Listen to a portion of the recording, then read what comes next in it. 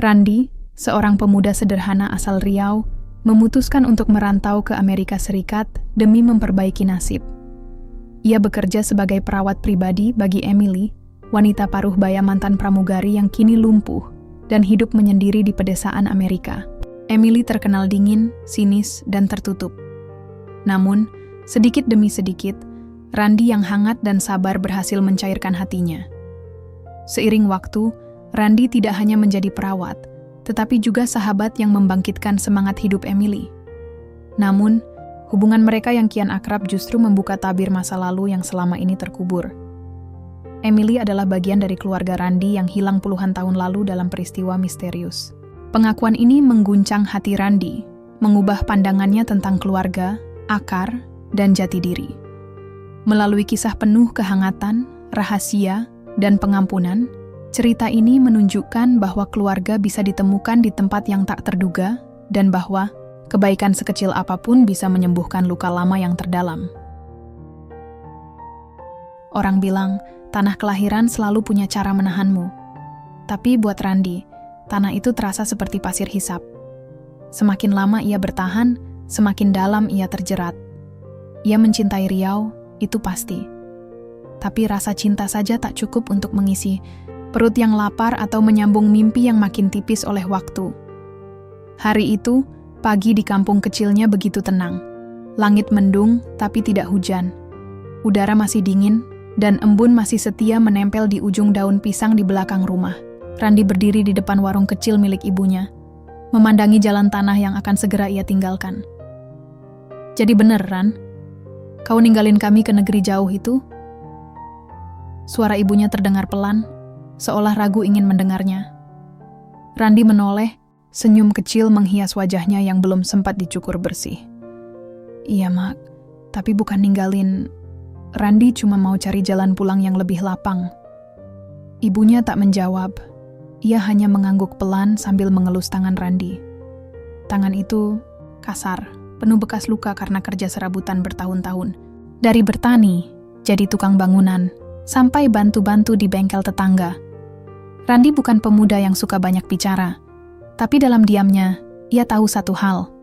Kalau ia tetap di sini, hidupnya tak akan jauh-jauh dari tanah becek, utang koperasi, dan harapan yang digantungkan pada musim panen yang tak pasti.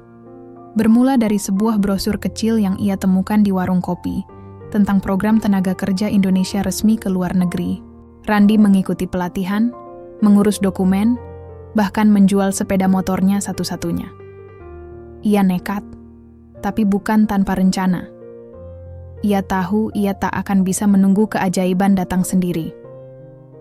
Dan kini, setelah berbulan-bulan proses, visa di tangannya, tiket sudah dibeli, dan koper biru milik pamannya yang dulu TKI di Arab pun sudah diisi penuh dengan baju, sambal kering, serta segenggam daun sirih, titipan mak buat pengingat rumah. Tujuannya, Amerika Serikat, perawat pribadi. Ya, tanya Pak D-nya saat mengantar ke bandara. Iya, Pak D. Ngurusin orang tua yang lumpuh katanya. Namanya Emily. Emily? Orang bule ya? Randy mengangguk. Ia tak tahu banyak, hanya informasi singkat dari agensi. Emily, perempuan paruh baya, tinggal sendiri. Membutuhkan pendamping yang bisa membantu kebutuhan sehari-hari. Lokasinya di sebuah kota kecil di Amerika bagian utara. Tak ada saudara, tak ada tetangga dekat. Rumahnya agak terpencil, katanya. Di pesawat, Randy tak bisa tidur. Ia menatap jendela kecil di sampingnya. Awan-awan menggumpal seperti kapas. Jauh, di bawah sana, ia tahu kampungnya sudah tak terlihat. Entah kapan bisa kembali. Pikirannya melayang ke wajah adiknya yang masih SMP, ke ayam peliharaan mak yang selalu tidur di bawah kolong meja, ke suara azan subuh dari masjid kecil di ujung. Geng, semua itu terasa jauh, bahkan sebelum pesawat mendarat. Setelah 2 kali transit dan perjalanan total lebih dari 30 jam, Randy tiba di bandara kota kecil bernama Albany. Udara dingin langsung menusuk tulangnya. Ia mengeratkan jaket pinjaman dan memeluk map dokumennya erat-erat. Seorang pria tua berbadan tambun menjemputnya di bandara. Namanya Bill. You the nurse from Indonesia? Tanyanya dengan logat khas Amerika. Yes, I am Randy. Jawabnya pelan, Bahasa Inggrisnya masih belepotan, tapi cukup untuk mengerti. Bill tak banyak bicara di mobil. Jalanan sepi, dikelilingi pepohonan pinus dan ladang salju. Mobil itu terus melaju menembus hutan kecil, sampai akhirnya berhenti di depan sebuah rumah kayu berwarna kelabu, 2 lantai, dengan atap penuh salju dan halaman yang luas tapi kosong. "Emily's house," kata Bill singkat. Lalu ia menyerahkan satu kunci ke tangan Randy dan pergi. Rumah itu diam, tak ada suara. Jendela-jendela tertutup tirai tebal. Randy menarik napas dalam dan mendorong pintu. Di ruang tamu, duduk seorang wanita dengan rambut perak yang disanggul rapi. Wajahnya tegas, kulitnya pucat, dan matanya tajam. Bukan tajam karena amarah, tapi tajam karena terbiasa mengamati. Wanita itu duduk di kursi roda elektrik, dengan selimut bulu menutupi kakinya. "You must be Randy," katanya tanpa senyum. "Yes, ma'am," jawab Randy sambil menunduk sopan. "A nurse from the other side of the world. I didn't ask for a boy." Randy terdiam. Ia tahu tugas ini tidak akan mudah, tapi dia tak menyangka akan disambut seperti ini. "Saya akan bekerja dengan sungguh-sungguh," katanya pelan. Emily mengernyit. "Speak English when you're here." Randy mengangguk. "Yes, ma'am." Ia lalu meletakkan kopernya di sudut ruangan, mulai memeriksa rumah itu secara perlahan. Rumah itu sunyi. Dindingnya penuh bingkai foto hitam putih dan jam antik yang berdetak pelan. Ada aroma lavender bercampur obat di udara. Kursi goyang di dekat perapian bergoyang pelan. Mungkin tertiup angin dari sela jendela yang tak rapat. Hari pertama itu berjalan canggung. Emily tak bicara banyak. Randy hanya diminta membersihkan dapur dan menyiapkan teh. Bahkan saat makan malam, wanita itu memilih diam, hanya memandangi foto tua di meja sampingnya. Randy sempat mengintip foto itu. Ada seorang wanita muda berseragam pramugari, tersenyum di depan pesawat tua. Matanya seperti pernah melihat sesuatu yang jauh, atau mungkin kehilangan sesuatu yang tak akan kembali. Malam itu, Randy menulis catatan di buku kecilnya. Hari pertama. Di negeri orang, dingin, sepi, dan asing. Tapi entah kenapa, aku merasa bahwa rumah ini menyimpan cerita panjang yang belum selesai. Pagi pertama di rumah itu terasa sunyi seperti tanah pekuburan. Tak ada suara ayam, tak ada suara kendaraan, bahkan burung pun entah kemana. Yang terdengar hanya derit lembut dari papan kayu tua saat Randy berjalan menuruni tangga dari kamar, loteng ke dapur. Emily masih belum terlihat. Ia hanya sempat melihat sekilas ruangan wanita itu semalam. Sebuah kamar luas dengan jendela menghadap danau beku dan rak buku menjulang ke langit-langit. Kursi rodanya terparkir di samping ranjang, dengan selimut bulu dan bantal putih bersih yang ditata sangat rapi. Tidak ada foto keluarga, tidak ada lukisan ceria. Semua tampak sepi dan fungsional, seperti kamar rumah sakit yang dimodifikasi agar terlihat sedikit seperti rumah. Randy mulai membersihkan dapur, pelan-pelan. Ia tak tahu mana yang boleh disentuh dan mana yang tidak, jadi ia berhati-hati. Cangkir-cangkir, keramik ditumpuk rapi di lemari kaca. Panci gantung mengkilap seperti baru meski tampak sudah tua. Di rak atas, ada satu toples kaca besar bertuliskan chamomile tea, dan toples lain dengan label tulisan tangan, "For Emily only." Jam 08.30 pagi, suara derit kursi roda terdengar dari arah lorong. "Good morning," sapa Randy sopan. Emily hanya melirik sekilas.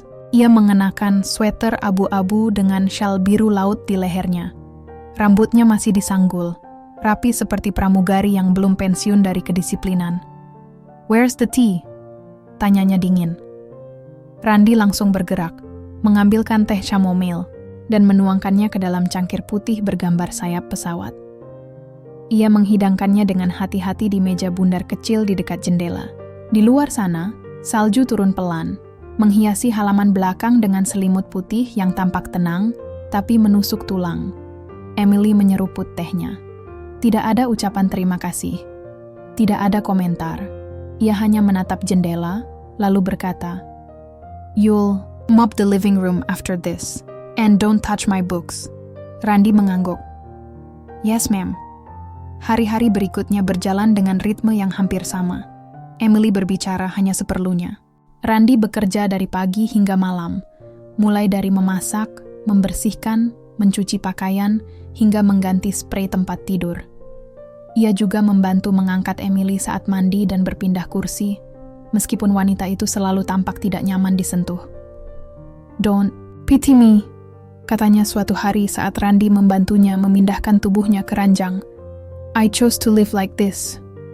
Randy hanya menjawab dengan senyum kecil. Dalam hatinya, ia tahu luka yang dalam biasanya disimpan oleh orang yang paling banyak diamnya. Suatu malam, setelah makan malam yang lagi-lagi tanpa percakapan berarti, Randy duduk di ruang tamu sambil membersihkan perapian.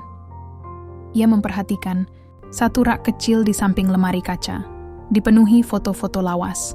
Pesawat tua, seorang wanita dengan seragam pramugari tersenyum lebar, bandara yang tampak seperti di Asia Tenggara, dan satu foto hitam putih yang membuat Randy berhenti sejenak. Foto itu menunjukkan seorang anak kecil duduk di pangkuan wanita berseragam.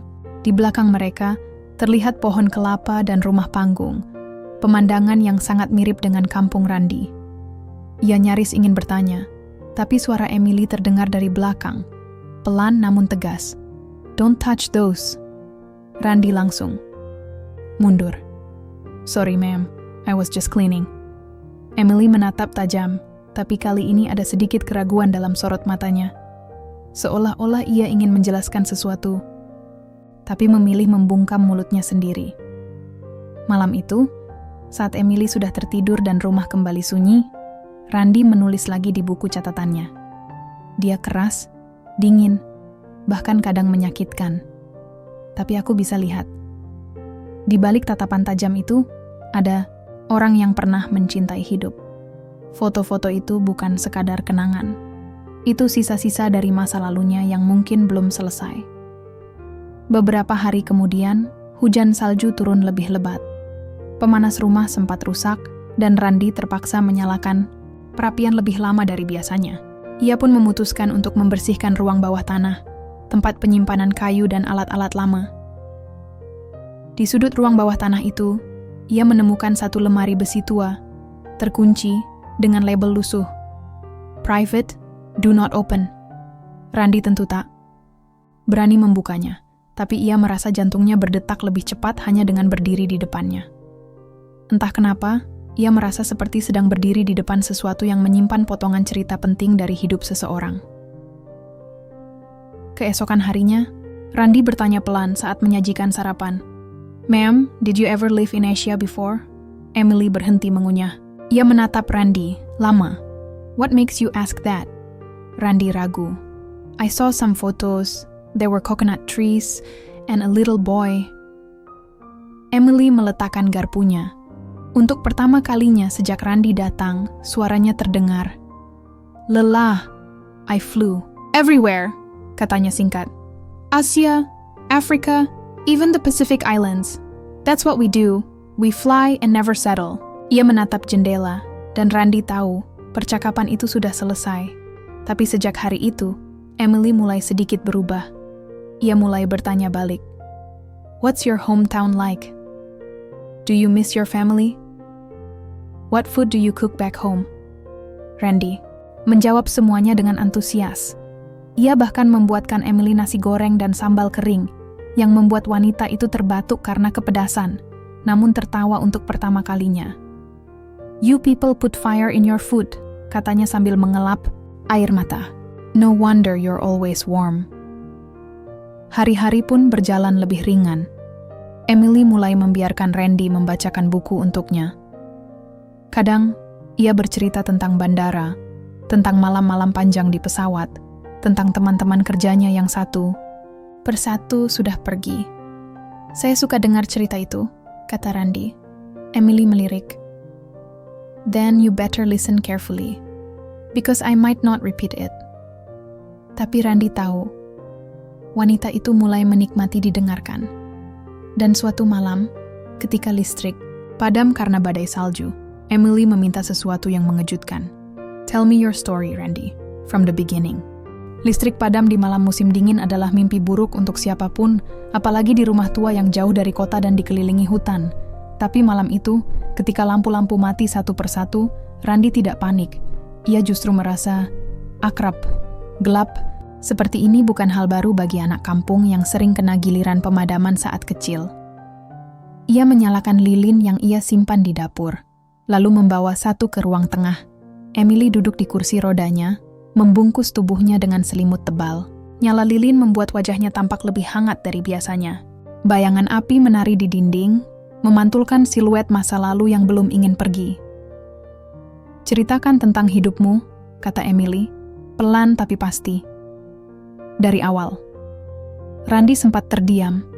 Ia tidak menyangka wanita yang dingin seperti salju itu akan tertarik mendengar kisahnya. Tapi ia tak mau menyia-nyiakan kesempatan itu. "Saya lahir di sebuah kampung di Riau," mulai Randi, duduk bersila di lantai berkarpet. "Kampung kecil, dekat sungai. Dulu listrik baru masuk pas saya kelas 3 SD. Sekolah kami cuma punya 2 guru, tapi saya suka belajar. Cita-cita saya dulu jadi bukan apa-apa. Saya cuma pengen bisa makan 3 kali sehari tanpa harus mikir besok makan apa." Emily tersenyum kecil. Bukan senyum kasihan. Lebih seperti senyum seseorang yang pernah merasa lapar juga. "Bapak saya meninggal waktu saya SMP. Serangan jantung. Waktu itu dia lagi kerja di kebun sawit. Setelah itu saya bantu ibu cari uang. Adik saya masih kecil, jadi saya kerja apa saja. Dari tukang parkir, bersihin kebun orang, sampai bantu bangun rumah. Tapi rasanya makin lama makin sempit. Kayak hidup saya disedot ke lubang kecil yang nggak ada ujungnya." "Lalu kamu datang ke sini?" tanya Emily. Suaranya lebih lembut. Randi mengangguk. "Saya nggak pengen adik saya nasibnya kayak saya. Makanya saya ke sini. Waktu saya tahu ada pekerjaan, saya tahu ini bukan soal gaji saja. Tapi juga soal harapan. Kalau bukan saya yang berani keluar, siapa lagi?" Emily memejamkan mata sejenak. Lalu ia berkata, "You speak like someone twice your age." Randi hanya tertawa kecil. Malam itu mereka berbincang cukup lama. Randi tak tahu kenapa, tapi ia merasa Emily sedang mencoba membuka pintu yang lama terkunci dalam dirinya sendiri. Pintu itu mungkin berkarat, mungkin berat, tapi sedikit demi sedikit, engselnya mulai mengeluh karena digerakkan lagi. Keesokan paginya, listrik belum kembali, tapi udara mulai menghangat. Salju berhenti turun, dan matahari muncul malu-malu dari balik awan tebal. Randi memutuskan membersihkan ruang belakang, sebuah lorong kecil yang selama ini ia abaikan karena Emily melarang masuk. Tapi hari itu, Emily tiba-tiba berkata, "Go ahead, it's just old stuff anyway." Lorong itu penuh debu dan jaring laba-laba. Randi bersin 2 kali sebelum berhasil membuka pintu kayu berderit di ujung. Ruangan itu gelap, hanya diterangi satu jendela kecil. Tapi begitu cahaya masuk, Randi tertegun. Di dinding ruangan itu, tergantung puluhan catatan kecil yang ditempel secara acak. Kertas-kertas kuning kecoklatan, sebagian sudah mengelupas, tapi tulisan tangan masih bisa terbaca. Nama-nama kota, jadwal, penerbangan dan potongan kalimat seperti "Don't cry in Guam," "The boy at gate 4A," "Wings break but don't vanish." Dan di tengah semua itu, ada satu kursi roda tua berdebu. Warnanya sudah pudar, kulit dudukannya retak-retak, dan di salah satu gagangnya menggantung tag bagasi, IND, SIN, HKG. "Ruangan ini, tempatmu dulu?" tanya Randi saat ia menemani Emily minum teh. Emily menatap kosong ke arah jendela. "That was my ritual," katanya akhirnya. "After every flight, I wrote something I remembered. A feeling, a face, a mistake, or something beautiful." Randi mengangguk perlahan. "Dan kursi roda itu?" Emily tersenyum tipis. "I wasn't always in this one. That was the first. I got it in Indonesia, Jakarta." "Jakarta?" "Yeah," katanya pelan. "I had a layover there once. Stayed a little too long. Ada Jeddah." Lalu ia berkata, "I met someone there. A woman older than me, ran a food stall near the hotel. She made the best tempeh I ever tasted. Randy tertawa kecil. Pasti orang Jawa. Maybe. I don't remember her name. But she gave me this. Emily menunjuk gelang kayu kecil di pergelangan tangannya. She said, "For safe journey and warm heart." I never took it off. Randy menatap gelang itu lama. Benda sederhana, tapi penuh cerita. Hari demi hari Emily semakin terbuka. Ia mulai membagikan potongan-potongan masa lalunya, seperti seorang penumpang yang tahu waktunya di pesawat hampir habis. Ia ingin memastikan cerita hidupnya tersampaikan sebelum mendarat. Ia bercerita tentang hidup sebagai pramugari, tentang teman-temannya yang satu persatu meninggal karena usia atau kecelakaan, tentang malam-malam sepi di hotel, dan tentang keputusan berhenti terbang setelah satu insiden. "A passenger had a heart attack on board," katanya. "I did everything I could. CPR, oxygen. But I was too late. He died with his eyes open, looking straight at me." Randy menunduk. "Maaf," Emily menggeleng. "It wasn't my fault, but something changed in me. After that, I couldn't hear the sound of takeoff without seeing his face." Malam itu, Randy kembali ke ruang catatan. Ia mulai membaca lebih banyak tulisan Emily di dinding, dan di sudut kanan bawah, ia menemukan satu catatan yang membuatnya menggigil. "The woman who looked like Grandma R." Ia memelototi tulisan itu, lalu menatap kembali tulisan-tulisan di sekitarnya. Banyak yang berhubungan dengan Indonesia. Terlalu banyak untuk dianggap kebetulan. Ia lalu membuka koper lamanya, mengambil foto tua neneknya, satu-satunya yang tersisa sejak kecil. Ia membawa foto itu untuk pengingat kampung halaman, tanpa alasan khusus. Keesokan harinya, Randy memberanikan diri menunjukkan foto itu ke Emily. Wanita itu melihatnya sekilas, lalu mengangkat alis. "Where did you get this?" "It's my grandmother," jawab Randy. "She disappeared when my mother was a child. We never found out what happened to her." Emily menggenggam foto itu lebih erat dari yang seharusnya. Wajahnya memucat, dan untuk pertama kalinya, ia berkata dengan suara bergetar, "This woman, she's not just a stranger to me." Dunia seketika mengecil bagi Randy. Foto tua neneknya kini ada di tangan seorang wanita bule parubaya yang telah ia rawat beberapa bulan terakhir. Bukan hanya ada di tangan, tapi juga di mata Emily, karena sorot matanya bukan sekadar terkejut, tapi seperti sedang melihat hantu dari masa lalu yang tak pernah ia kubur. "Tell me more about her," pinta Emily pelan, seperti seseorang yang berdiri di tepi tebing kenangan. Randy menarik napas, lalu mengisahkan yang ia tahu. Namanya Ratna. Tapi ibu saya biasa panggil dia Bu Ana. Dulu katanya kerja sebagai penjahit di kampung. Tapi suatu hari dia pergi ke kota cari uang tambahan dan nggak pernah pulang. Emily menyentuh bibir bawahnya dengan gemetar, menatap foto itu dalam-dalam. "Did she have a scar here?"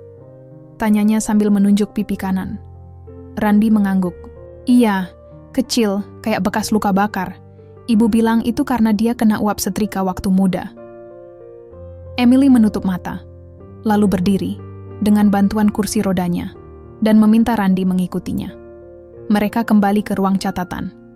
Tangannya menunjuk satu catatan kecil yang bahkan sebelumnya tak dilirik Randy. "Rani from Pekanbaru, eyes like dawn." "That wasn't a passenger. That was her," bisik Emily. Randy terdiam. Ia belum bicara apa-apa, tapi pikirannya sudah berlari ke segala arah. "Waktu itu, saya ikut kawan ke pasar malam di Pekanbaru," cerita Emily. "Kami dalam masa istirahat penerbangan, dan saya bosan dengan hotel. Saya lihat wanita ini. Mukanya sangat mirip dengan seseorang yang pernah saya temui di Jakarta tahun-tahun sebelumnya. Tapi dia pakai nama lain. Rani." Dia bilang, dia sedang melarikan diri dari suaminya. Randy menahan napas, lalu desaknya. Emily memandang jauh ke arah jendela, keluar rumah, yang kini diselimuti salju tipis. "Saya tak pernah tahu cerita lengkapnya, tapi kami ngobrol lama malam itu. Ia mengaku merasa bersalah meninggalkan anak-anaknya. Tapi katanya dia terpaksa karena hidupnya dalam bahaya. Suara Emily mulai pecah. She cried when I gave her a blanket and some food. Lalu dia bilang, kalau aku mati nanti, semoga anakku ngerti kenapa aku pergi. Hari-hari berikutnya berubah sunyi. Tak ada lagi obrolan santai saat sarapan atau cerita lucu di ruang tengah. Randy dan Emily sama-sama larut dalam pikiran, sendiri. Tapi di balik diam itu, ada koneksi aneh yang makin mengikat. Bukan hanya antara perawat dan pasien, tapi seperti dua jiwa yang sama-sama kehilangan sesuatu dari masa silam. Sampai suatu sore, ketika Emily berkata, "There's a box. In the attic. It's yours now." Randy tak bertanya apa-apa. Ia hanya menurut, naik ke loteng yang berderak setiap diinjak.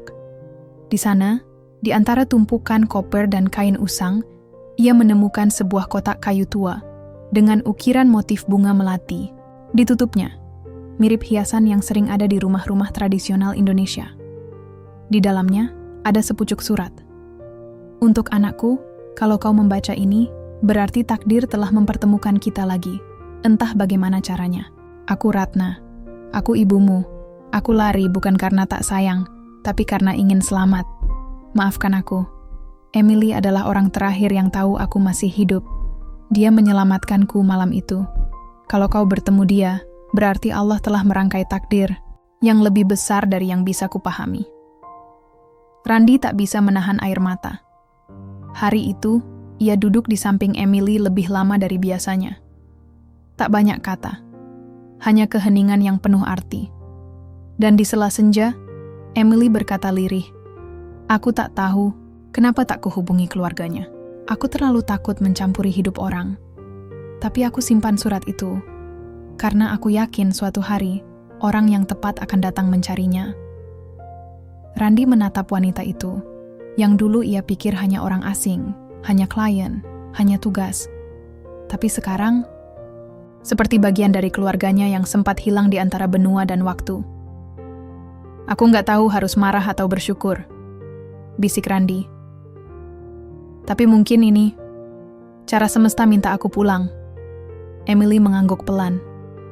"Then let me help you find your way home." Langit di atas hutan Vermont mulai murung. Daun-daun maple yang kemarin kuning keemasan, kini mulai berguguran dalam gerakan lambat yang menyedihkan. Randy berdiri di luar rumah, menatap pohon-pohon itu, merasakan sesuatu dalam dirinya ikut runtuh. Ia menggenggam surat dari neneknya, Ratna, yang kini seolah bernyawa. Kertas itu bukan lagi selembar tulisan tua, tapi lembar petunjuk, lembar luka, dan lembar janji yang tertunda. Hari-harinya dengan Emily tak lagi seperti sebelumnya. Mereka saling tahu ada sesuatu yang besar sedang bergeser di antara mereka, seperti batu besar yang mulai digulingkan oleh waktu. Emily masih bersikap seperti biasa. Sopan, tenang, sesekali menggoda Randy dengan humor khasnya. Tapi di balik tatapannya, Randy bisa lihat, wanita itu sedang menyimpan sesuatu. Dan sesuatu itu besar. Sore itu, setelah menyuapi Emily makan malam dan membereskan piring, Randy duduk di meja makan. Di depannya, secangkir teh hitam mulai mendingin. Emily masuk ke ruangan dengan bantuan kursi rodanya, lalu berkata tanpa basa-basi, "Kamu mau tahu yang sebenarnya?" Randy menatapnya. Jantungnya seperti dilempar ke dalam mesin cuci. "Tentang apa?" Emily mendekat. "Tentang Ratna. Tentang kenapa dia pergi. Dan tentang kenapa aku simpan semua ini selama bertahun-tahun." Randy mengangguk, perlahan. "Dulu, Emily memulai. Aku dan Ratna bertemu secara tak sengaja di Jakarta. Aku ditugaskan menginap selama 2 hari karena penerbangan ke Tokyo ditunda. Waktu itu aku jalan kaki ke pasar kecil dekat hotel, dan di sana aku lihat dia, duduk di depan kios, menjual kain-kain batik kecil. Matanya penuh ketakutan, tapi senyumnya tak bisa berbohong. Dia wanita kuat." Emily berhenti sebentar, menelan ludah. Kami ngobrol, dan dia bilang sedang sembunyi dari suaminya, seorang pria yang katanya tak hanya kasar tapi juga terlibat dalam hal-hal gelap. Katanya suaminya itu pernah menjual anak kecil, memalsukan dokumen untuk jaringan lintas negara. Ratna tahu terlalu banyak. Dan ketika dia berani bicara, dia diburu. Randi membeku. Dia tahu kalau dia kembali ke kampung, hidup anak-anaknya bisa jadi taruhan. Maka dia kabur, sembunyi dari segala identitas.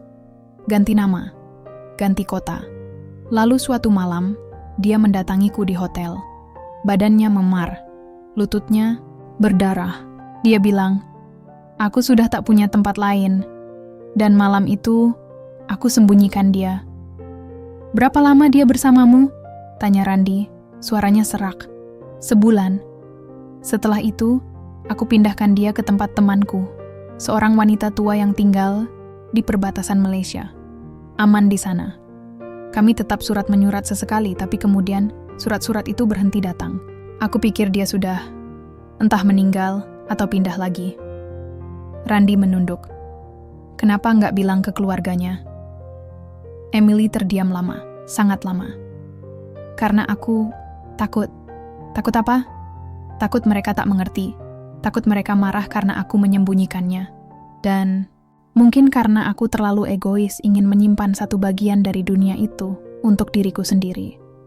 Ratna adalah satu dari sedikit orang yang membuatku merasa berguna, di luar seragam pramugari yang selalu kupakai sebagai topeng." Malam itu, Randi tak bisa tidur. Ia menatap langit-langit kamarnya, mendengar suara angin yang menyelinap lewat sela jendela. Di bawahnya, kehidupan terus berjalan, tapi pikirannya tertinggal di masa lalu.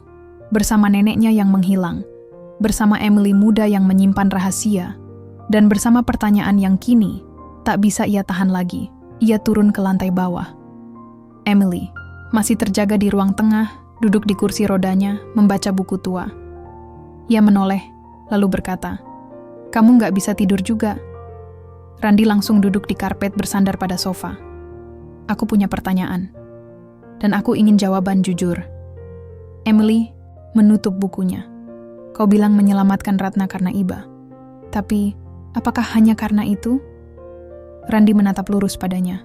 "Atau ada hubungan yang lebih dalam antara kalian berdua?" Emily diam. Wajahnya berubah. Bukan marah, tapi seperti seseorang yang akhirnya kehabisan tempat untuk bersembunyi. "Aku dan Ratna," katanya lirih, "lebih dari teman. Kami pernah saling mengisi kekosongan dalam hidup. Waktu yang sebentar itu adalah masa paling tenang dalam hidupku." Randi membeku. "Aku mencintainya," lanjut Emily. "Bukan dengan cinta yang bisa dijelaskan dengan kata-kata atau norma, tapi cinta yang lahir dari luka. Dia menyembuhkanku dan aku mencoba menyelamatkannya." Pagi harinya, Randi membuka ponselnya. Ia mulai mencari informasi tentang jalur pelarian dari Indonesia ke Malaysia di tahun-tahun lalu, tentang jaringan perdagangan manusia yang sempat digerebek di Riau, dan tentang nama-nama yang muncul dalam berita tua. Dan ia menemukan satu nama yang tak asing, Zulkifli, nama yang muncul dalam cerita ibunya saat kecil. Nama suami Ratna. Nama yang kini terhubung dengan jaringan gelap internasional. Pria itu ternyata sudah ditangkap tahun 2006 di Thailand karena penyelundupan imigran ilegal. Tapi ada satu hal yang mengejutkan. Dalam salah satu laporan investigasi, disebutkan bahwa salah satu anak Zulkifli, berinisial R, dipastikan hilang kontak sejak ibunya melarikan diri. Itu berarti cerita neneknya benar, bahwa ia, Randi, mungkin bukan hanya anak desa yang merantau demi uang, tapi bagian dari sejarah kelam yang tak pernah ia minta. Dan malam itu, ketika Emily masuk ke kamarnya untuk menyapa sebelum tidur, Randi berdiri dengan wajah penuh amarah dan kebingungan. "Kenapa engkau tidak memberitahu aku lebih awal? Kenapa harus menunggu sampai semuanya terlalu dalam?" Emily menatapnya, terluka. "Aku takut kamu akan membenciku." Randi menggertakkan gigi. "Kau menyembunyikan keluargaku dariku, hidupku. Kau tahu aku mencarinya seumur hidup." Emily menangis. Air matanya turun begitu saja, tanpa suara. "Aku hanya ingin kamu bahagia di sini," bisiknya. Tapi Randi hanya berkata dingin, Kalau benar kamu mencintai nenekku, kamu seharusnya tahu apa artinya kehilangan orang yang kau cintai. Dan sekarang, kamu memberikannya padaku dalam bentuk potongan-potongan hancur. Kamu bukan penyelamat, Emily. Kamu penunda takdir. Dan dengan itu, Randy pergi keluar, membanting pintu di belakangnya. Udara dingin menggigit, tapi lebih bisa ia terima daripada kehangatan palsu di dalam sana. Salju masih turun pelan saat Randy berdiri di luar rumah. Napasnya membeku di udara malam. Tangannya dingin, tapi dadanya jauh lebih dingin. Kata-kata Emily masih terngiang, sama seperti surat dari neneknya yang kini seperti api kecil di hatinya. Panas, menyakitkan, tapi juga menerangi sesuatu yang dulu gelap. Ia ingin pergi, tapi kemana? Tanah Amerika ini terlalu asing. Tapi kembali ke Riau, dengan semua beban yang baru ia tahu. Rasanya lebih menakutkan. Keesokan paginya, Emily duduk sendirian di ruang makan. Tak ada sarapan dari Randy pagi ini. Tak ada teh panas. Tak ada senyum ramah. Tak ada apa-apa. Randy mengurung diri di kamarnya sejak tadi malam. Emily mengetuk pintunya pelan, tapi tak dijawab. Dan saat ia coba bicara, hanya ada suara satu kalimat pendek dari balik pintu. Aku butuh waktu. Dan waktu itu terasa seperti seumur hidup bagi Emily. 2 hari berlalu. Emily mencoba berdiri dengan bantuan tongkat, memaksa dirinya membuat kopi sendiri, membuang sisa makanan sendiri, menyeka air mata sendiri. Dan Randy masih membisu. Namun, malam ketiga terdengar suara langkah pelan. Randy duduk di meja makan, membawa 2 cangkir teh. Emily hanya menatapnya, tak berkata apa-apa. Suasana terasa seperti 2 orang asing yang baru bertemu. Maaf, kata Randy pelan. Aku kasar waktu itu. Emily tak langsung menjawab. Ia hanya mengangguk, lalu berkata lirih. Kau berhak marah. Mereka diam lagi. Tapi kali ini bukan karena benci, melainkan karena terlalu banyak yang belum selesai dibicarakan. Aku merasa dibohongi, Em, ucap Randy akhirnya. Hidupku, ceritaku, keluargaku, semua ternyata punya sisi gelap yang enggak pernah ku ketahui. Dan kamu tahu itu. Kamu tahu dari awal. Tapi kamu diam. Emily mengangguk pelan. Ya, aku takut kehilanganmu juga. Kenapa? Emily menarik napas panjang. Karena kamu satu-satunya alasan aku masih bertahan.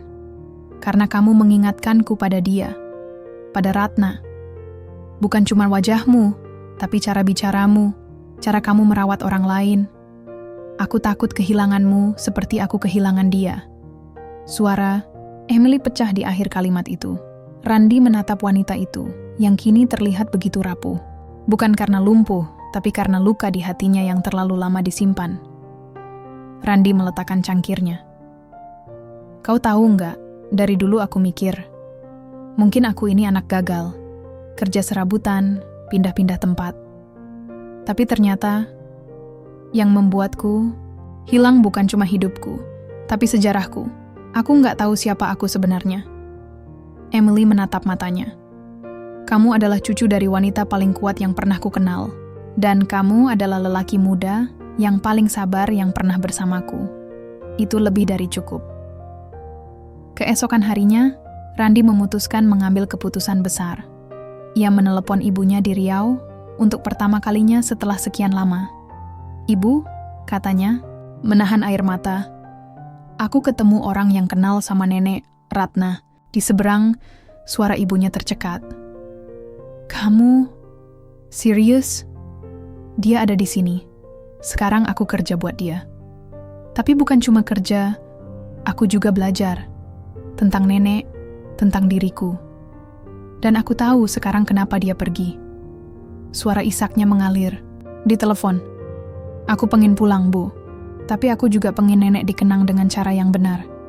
Aku pengen tahu lebih banyak sebelum aku pulang. Beberapa hari setelahnya, Randy dan Emily kembali berbicara seperti biasa. Meski masih ada jarak yang belum benar-benar terjembatani. Tapi mereka sepakat pada satu hal. Saatnya membuka lembar terakhir yang tertinggal. Emily mengajak Randy ke tempat penyimpanan lama di luar kota. sebuah garasi kecil yang pernah ia sewa untuk menyimpan barang-barang pribadinya setelah pensiun. Dari maskapai. Di sana, ada koper besar warna coklat tua. Di dalamnya, pakaian pramugari Emily, buku-buku tua, serta satu album foto yang sudah mulai menguning. Randy membukanya perlahan. Dan di halaman ketiga, ia melihatnya. Foto Ratna dan Emily berdiri berdampingan di depan rumah panggung tua, tersenyum lebar. Ratna mengenakan kebaya coklat sederhana, dan Emily mengenakan kemeja batik yang tampak kekecilan. Randy menyentuh foto itu, air matanya jatuh begitu saja. Dia tampak bahagia, bisiknya. Emily mengangguk. Dia bahagia. Walau sebentar.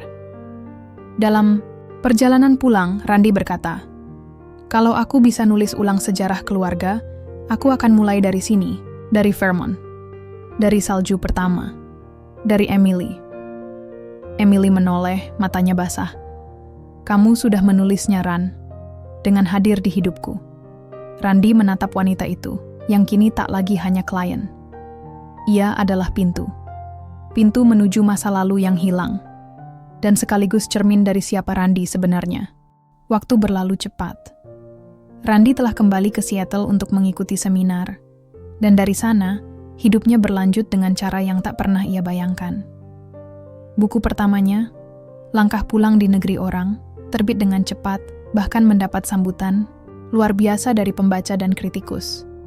Buku itu bukan hanya tentang sejarah keluarganya atau nenek yang hilang. Itu adalah cerita tentang dirinya, tentang menemukan rumah, tentang menyembuhkan luka yang terkubur begitu dalam. Buku itu menjadi semacam surat cinta untuk Ratna, untuk Emily, dan untuk dirinya sendiri. Sebuah karya yang memadukan kisah lama dan baru, menggali jejak-jejak tak terhitung yang membentuknya menjadi seperti sekarang. Setiap bab yang ditulisnya adalah langkah menuju pemahaman yang lebih dalam tentang arti pulang.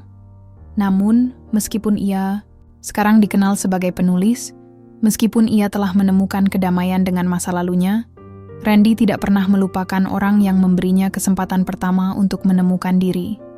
Emily. Pagi itu, setelah 2 bulan di Seattle, Randy memutuskan untuk kembali ke Vermont. Emily sudah menulis surat kepadanya beberapa kali, menyemangatinya untuk terus maju. Tapi di balik setiap kata, Randy bisa merasakan bahwa ada sesuatu yang tidak terucapkan. Emily semakin kesepian. Walaupun ia selalu mengirimkan pesan-pesan penuh cinta, Randy tahu bahwa Emily tidak lagi sekuat dulu. Mungkin juga semakin tua. Di bandara, Randy menarik koper kecilnya dan berjalan dengan langkah mantap. Setiap langkahnya kini penuh tujuan. Ia tahu, saat ini, rumah bukan hanya sebuah tempat, tetapi sebuah perjalanan.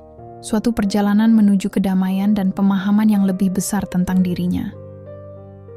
Saat Randy sampai di Vermont, rumah Emily masih tampak seperti biasa. Salju masih terhampar di sekitar rumah kayu itu, memberikan kesan damai yang membuat hati Randy tenang. Emily sudah menunggu di depan rumah, duduk di kursi roda, dengan senyum tipis yang memudar di wajahnya saat melihat Randy. Mendekat. "Kamu kembali," Emily berkata. Suara penuh kehangatan dan kelegaan. Randy tersenyum. Ia duduk di samping Emily, menggenggam tangannya dengan lembut. "Aku kembali," jawab Randy. Suara berat, penuh makna. Selama berhari-hari, mereka menghabiskan waktu bersama. Randy membantu Emily dengan segala hal yang ia butuhkan. Mengurus kebun, membuatkan teh, dan menyusuri memori yang ada di sekitar mereka. Kembali mengingatkan mereka akan masa lalu yang tak terucapkan. Emily selalu berbicara dengan penuh kebijaksanaan, terkadang disertai tawa kecil yang selalu membuat Randy merasa bahwa dunia ini tidak terlalu keras. Namun suatu malam, saat mereka duduk bersama di ruang tamu, Emily mengungkapkan sesuatu yang tak pernah ia bicarakan sebelumnya. "Ran," suara Emily lembut. "Aku sudah cukup. Aku merasa sudah melakukan semua yang bisa kulakukan."